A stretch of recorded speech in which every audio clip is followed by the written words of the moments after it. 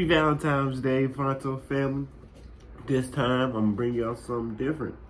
This is Valentine's Day. I always wanted to know the real origin because, you know, some people say it's good, some people say it's bad. But at the end of the day, I'm going to celebrate Valentine's Day the way I know how it's supposed to be.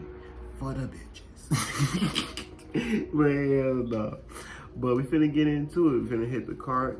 Shit. I just wanted to see how Valentine's Day started.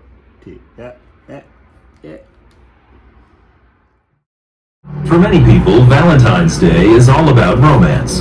If you ask the person in the street, what does Valentine's Day mean to you? All it means is heart-shaped boxes of chocolates and a nice dinner with your beloved and sending cards and so forth.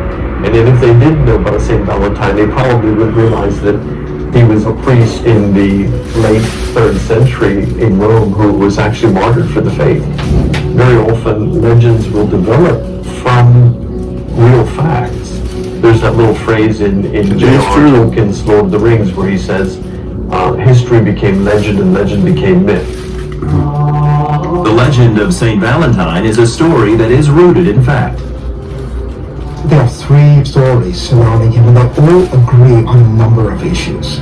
It seemed that he was born in 226 in a tiny little city called Terni in Umbria in Italy, and that he was either a priest or a bishop. Valentine apparently lived during the reign of the Emperor Claudius II. He's sometimes referred to as Gothicus.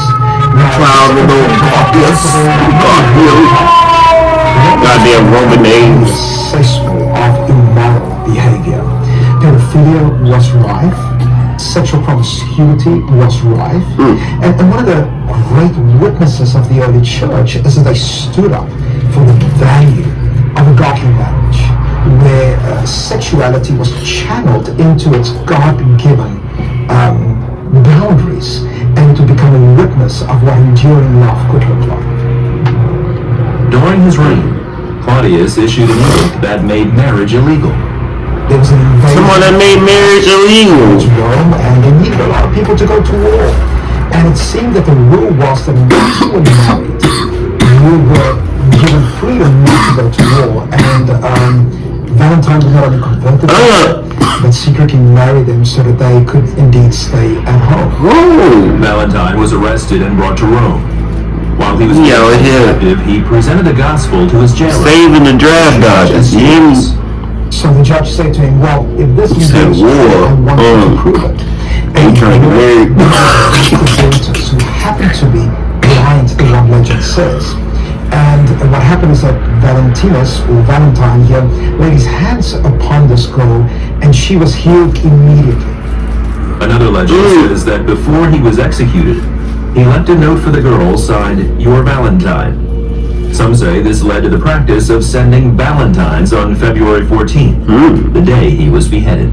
The legends seem to agree that Valentine was elected on the 14th of February in 269.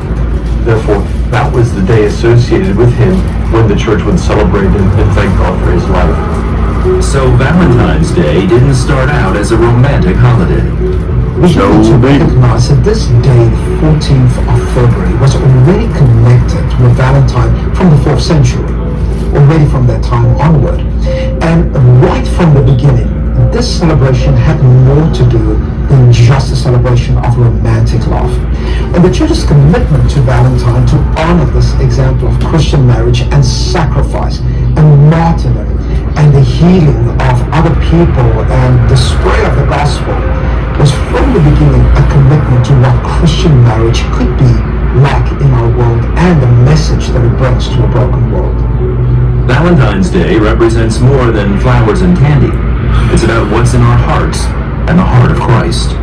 When we see those hearts on Valentine's Day, we can remember that that heart also has some connections back to the heart of Jesus and to God's love for us. And we can remember that the source of all love and the source of self-sacrifice and love for each other is rooted in God's love and in the witness that St. Valentine actually made for that love. For Christians, marriage is more than just a union between a man and a woman. For For Christians, marriage is a holy parable of the love of Christ towards his church. It's a visible sermon about what holiness and purity could look like in our lives. We should celebrate what true sacrificial love looks like in a broken world. And ultimately, it should be a day that we celebrate the commitment of Christ who gave his life for his church. It should be a day of evangelism. It should be evangelism where we celebrate the power of true love to change our world. It is a Christian holiday. Man. You hear that, folks? You hear that? It started out as a holiday for people to get married, to drive, dodge the war. Nobody likes to fight with swords. Somebody wants to get stabbed.